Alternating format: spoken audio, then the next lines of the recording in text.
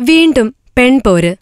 വിനുവിനു വേണ്ടി കൊമ്പുകോർത്ത് അനിതാ നായരും ഭാഗ്യലക്ഷ്മിയും. അനിതാ നായർ ഒരമ്പ് തൊടുത്തുവിട്ടു. അങ്ങ് ഏഷ്യാനെറ്റിലെ ന്യൂസ് റീഡർ വിനുവിന് നേരെ. അതങ്ങ് ചെന്ന് കൊള്ളേണ്ടെടുത്ത് തന്നെ കൊണ്ടു. അനിതാ നായരെന്ന സുന്ദരിക്ക് ഇത്രയ്ക്ക് നല്ല തെറി വഴങ്ങുമെന്ന് തെളിയിക്കപ്പെട്ട നിമിഷങ്ങളായിരുന്നു അത്. നല്ല പിള്ള നല്ല മാന്യം ചമഞ്ഞെന്ന് ഡയലോഗ് അടിക്കുന്നു. അടിച്ച് പല്ലെടുക്കാൻ ആളില്ലാഞ്ഞിട്ട് തന്നെ ഇത്രയും പറഞ്ഞില്ലെങ്കിൽ എനിക്ക് സമാധാനം വരില്ല. ദിലീപേടിനെ തൊട്ട് കളിക്കുന്നത്. വേറെ വല്ല പണിയും നോക്കടോ, അല്ലെങ്കിൽ വല്ല ചിരട്ടയെടുത്ത് പോയി പിച്ച തണ്ടായിരിക്കും. അതിനെങ്കിലും അന്തസ്സുണ്ട്. നീയൊക്കെ ഈ പരിപാടി തുടങ്ങല്ലേ. ദിലീപ് എന്ന ജനപ്രിയ നായകനെ വിനു തൊട്ടപ്പോൾ പൊള്ളിയവരിൽ 99% പൊള്ളലേറ്റത് അനിതാ നായർക്കായിരുന്നു. ആ കലിപ്പങ്ങ് പറഞ്ഞു തന്നെ തീർത്തു കളഞ്ഞു. അതും വിനുവിനെ വിളിച്ചു തന്നെ. അതോടെ ആ സംഭവം നാട്ടിൽ പാട്ടായി.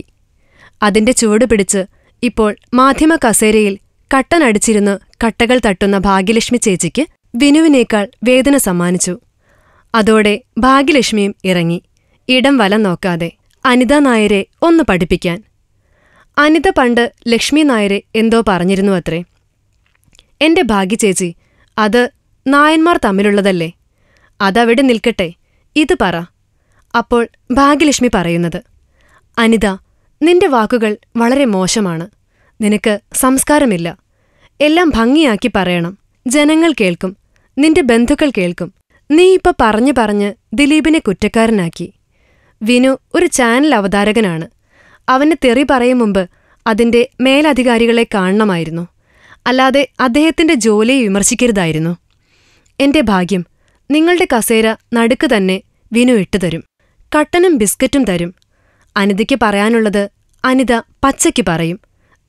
നിങ്ങളാവുക, അല്ലാതെ ഫിലിം കോട്ട്. ഞങ്ങളുടെ അഭ്യർത്ഥന മാനിച്ച് സബ്സ്ക്രൈബ് ചെയ്തവർ 1,00,000 കവിഞ്ഞിരിക്കുന്നു. നിങ്ങൾ വൈകിയോ? എങ്കിൽ ഉടൻ സബ്സ്ക്രൈബ് ചെയ്യൂ. Film coat.